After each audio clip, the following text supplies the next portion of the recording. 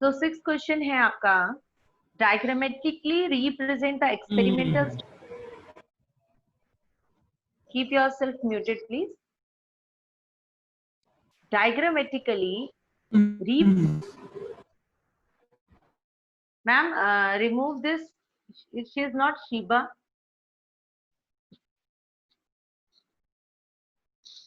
शीबा नहीं है, शीबा खानम जो नाम आ रहा है वो नहीं है।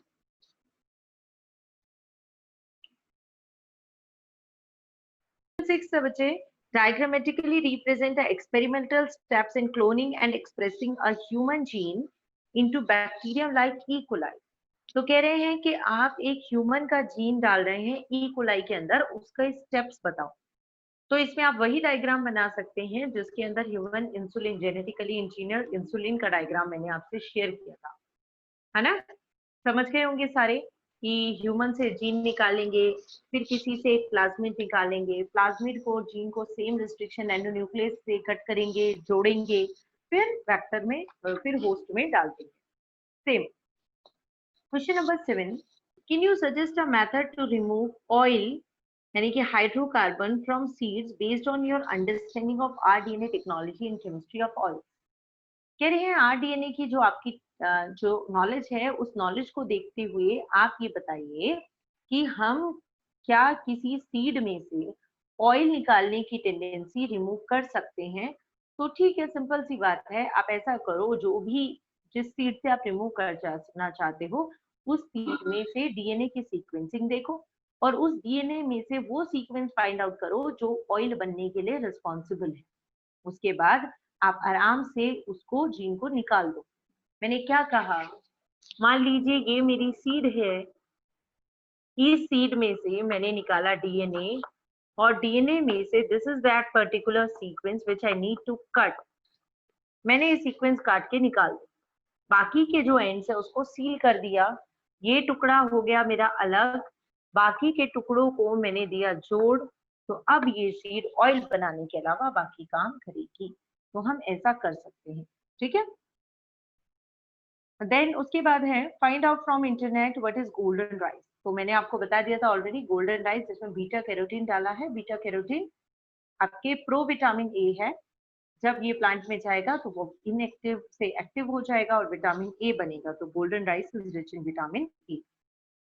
Next is does our blood have proteases and nucleases. कह रहे हैं क्या हमारे ब्लड में प्रोटीएजेस है। क्या है प्रोटीएजेस, क्या न्यूक्लियसेस है। जहां पर भी ये एजेस लगा हुआ है इसका मतलब वो एक एंजाइम है। तो क्या प्रोटीएजेस और न्यूक्लियसेस है। प्रोटीएजेस यानी एक ऐसा एंजाइम जो प्रोटीन को तोड़े, न्यूक्लियसेस एक ऐसा एंजाइम जो न्यूक्लिक एसिड को तोड़े। तो ऑफ कोर्स ये हमारे अंदर नहीं है, अगर होता तो हमारा डीएनए सेफ नहीं होता, हमारे आरएनए सेफ नहीं होता, हमारे प्रोटीन सेफ नहीं होते, वो टूट चुके होते। तो ऐसी कोई चीज हमारे अंदर नहीं है। Consult internet and find out how many orally active protein pharmaceutical, what major problem has to be counted। ठीक है। how to make, तो ये कह रहे हैं कैसे orally, how to make orally active protein pharmaceutical, कोई ऐसी दवाई बनाए, एक ऐसा प्रोटीन बनाए जो माउथ के थ्रू इनटेक किया जा सके, और इसके लिए प्रॉब्लम क्या है। ठीक है। तो पहले तो प्रॉब्लम ये है कि जब माउथ से जाएगा तो ईसोफेगस, फिर ईसोफेगस से जाएगा स्टमक में, और स्टमक में होता है एसिड, और उस एसिडिक कंडीशन की वजह से जो भी हम एंजाइम देंगे वो एंजाइम आपका हो जाएगा इनएक्टिव। ये प्रॉब्लम है। ठीक है। तो हम ऐसी चीजें बनाएंगे, ऐसी दवाई बनाते टाइम इन चीजों का ध्यान रखना है जिसको माउथ से इनटेक करे तो जो एपिथेलियल टिश्यू है वहीं से वो एब्जॉर्ब हो जाए। ये एब्जॉर्प्शन की प्रॉपर्टी उसमें देखनी है, तब हम कर सकते हैं। This is NCERT. एनसीईआरटी के क्वेश्चंस हो चुके हैं आपके completed. Now let us move to the MCQ questions of our NCERT exemplar. Exam point of view से एनसीईआरटी एग्जाम्पलर के बहुत ज्यादा इंपॉर्टेंट है MCQs. So let us focus on. पहला क्वेश्चन देखिए, BT cotton is not a. BT cotton इनमें से क्या चीज नहीं है। ऑप्शन सुनिए। A GM plant, A genetically modified plant, a insect resistant bacterial gene expressing system and resistant to all pesticide. BT cotton क्या नहीं है, तो एक एक करके बात करती हूँ। पहला ऑप्शन दिया था जीएम प्लांट, क्या बीटी कॉटन जीएम प्लांट है या नहीं है? जीएम यानी ma'am allow all to unmute ना, आप अपनी चॉइस है, जिसको आता है आंसर करिए। क्या बीटी कॉटन एक जीएम प्लांट है या नहीं है? Yes ma'am. Yes what ma'am. Is GM? GM क्या होता है? Genetically modified. Yes, so it is a genetically modified plant. ये तो है, हमें देखना है क्या नहीं है। दूसरा ऑप्शन दिया था it is insect resistant. Is it insect resistant और नॉट? यस मैम, ये इंसेक्ट रेजिस्टेंट भी है। बिल्कुल है। नेक्स्ट आपको दिया था bacterial gene expressing system. Bacterial gene expressing system, क्या ये कुछ ऐसा सिस्टम एक्सप्रेस कर रही है? यानी कि क्या कोई बैक्टीरिया का जीन है जो इसके अंदर एक्सप्रेस हो रहा है? Is it so? Yes. Yes क्या मैम। है? Bacillus thuringiensis। बैक्टीरियल thuringiensis का जीन बैकलिस्ट से निकाला है। एक्सप्रेस हो रहा है। और चौथा दिया है resistant to all pesticide. It is resistant to all pesticide. सभी पेस्टिसाइड से रेजिस्टेंट है? No ma'am. नहीं, नो मैम, ये पर्टिकुलर से है। तो वैसे ये करेक्ट आंसर हुआ आपका, right. Next question, C peptide of human insulin. Human insulin का स्ट्रक्चर पढ़ाया था आपको। ह्यूमन इंसुलिन में चेन्स पढ़ाई थी आपको, ए बी और सी। ये सी चेन की बात कर रहा है। कहता है C chain is a part of mature insulin. क्या मैच्योर इंसुलिन का पार्ट है ये? B, responsible for formation of disulphide bridge.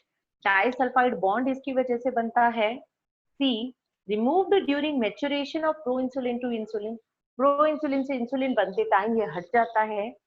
या responsible for its biological activity, या बायोलॉजिकल एक्टिविटीज को ये कंट्रोल करता है। चार ऑप्शन दिए, बताइए क्या है ये मैच्योर वो इंसुलिन? मैम एमसी ऑप्शन है। एमसी, मैचुरेशन वाला, क्योंकि इंसुलिन एक प्रो हार्मोन होता है, फिर वो बाद में मैच्योर होता है। एक प्रॉपर इंसुलिन स्ट्रक्चर मैंने पढ़ाया था, ये आपको बताया था। ये कहा था ये चेन है ए, ये चेन है बी, ये चेन है सी, ये लिंकेज से कनेक्टेड है। और जब एक्टिव इंसुलिन बनेगा तो ए और बी आपस में सिर्फ रह जाते हैं, सी हो जाती है अलग। So it is a part of immature insulin. Next question, question 3 is GEAC stands for? GEAC stands for genetic क्या? Engineering approval committee. Yes, genetically engineered approval committee.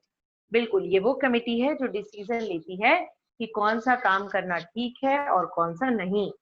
बाकी लोग परेशान होते हैं, कुछ कुछ इल्जाम लगाते हैं बेचारी बायोटेक पे, वो ना लगाए, है ना। Next, alpha 1 antitrypsin. Alpha 1 antitrypsin is, क्या है ये?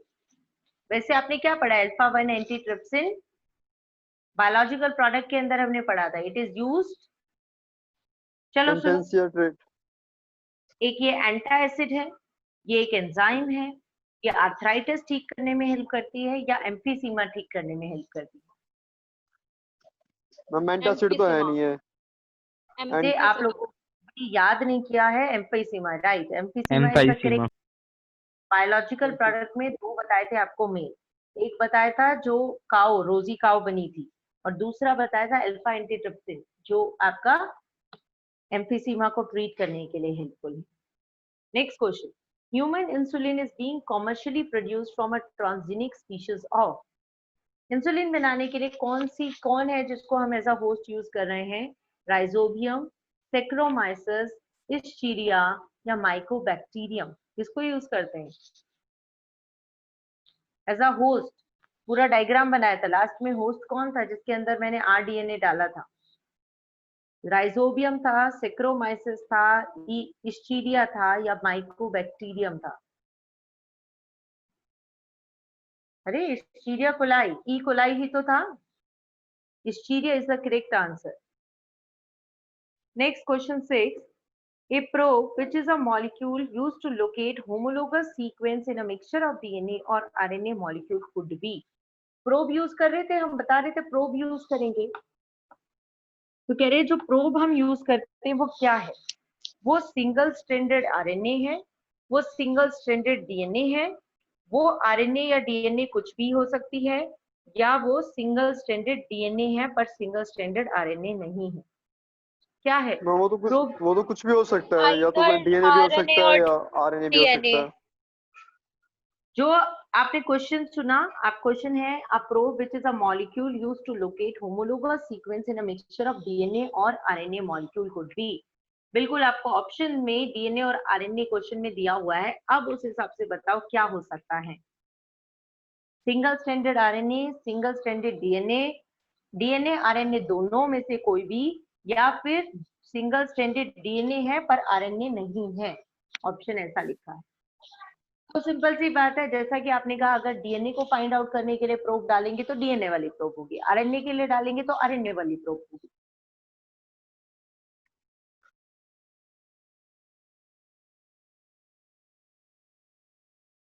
Question 7, choose the correct option regarding retrovirus.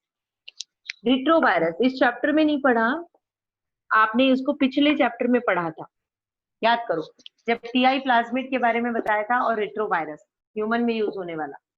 Option सुनो, in RNA virus that synthesize DNA during infection, ये आरएनए वायरस है, इन्फेक्शन करने पर ये डीएनए बनाता है। दूसरा ऑप्शन, डीएनए वायरस है, इन्फेक्शन करने पर आरएनए बनाता है। पहला क्या कह रहा था? आरएनए वायरस है, इन्फेक्शन के बाद डीएनए बनाएगा। दूसरा ऑप्शन कह रहा है डीएनए है, इन्फेक्शन के बाद आरएनए बनाएगा। तीसरा ऑप्शन है ये सिंगल स्ट्रैंडेड डीएनए वायरस है।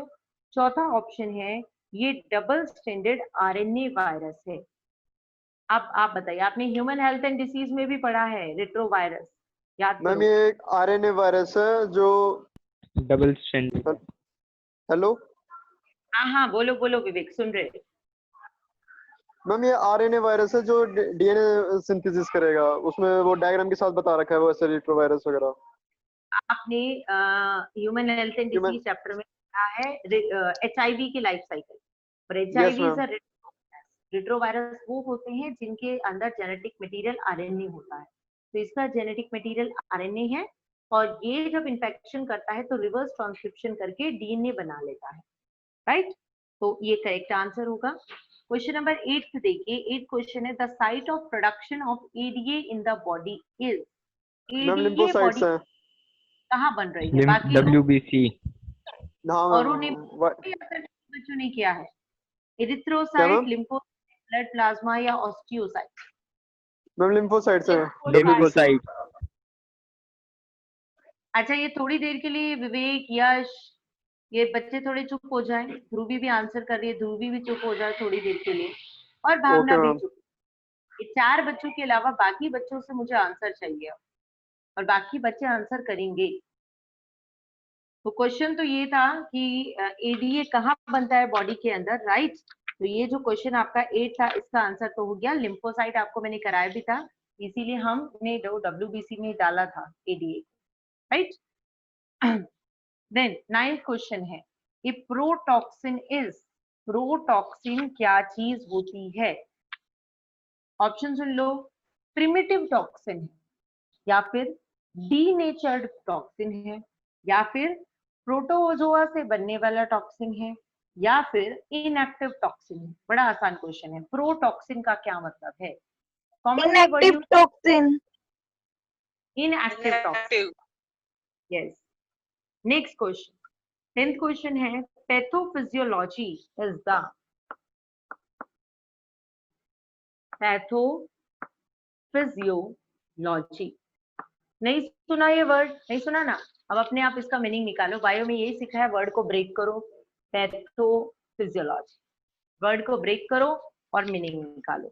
ऑप्शन सुन लो क्वेश्चन 10th के, कह रहे हैं it is a study of physiology of pathogen, pathogen की फिजियोलॉजी पढ़ते हैं जिसमें वो है ये, या फिर होस्ट की फिजियोलॉजी पढ़ते हैं वो है ये, मतलब नॉर्मल फिजियोलॉजी होस्ट की, या फिर होस्ट की फिजियोलॉजी बदलने के बाद पढ़ते हैं ये वो है, या ये कुछ भी इनमें से नहीं है। सुनो क्या क्या बोल रही हूँ। हम फिजियोलॉजी पढ़ें पैथोजन की, यानी जो इन्फेक्शन करेगा उसकी फिजियोलॉजी पढ़ना, ये है पैथोफिजियोलॉजी, या फिर फिजियोलॉजी ऑफ नॉर्मल होस्ट,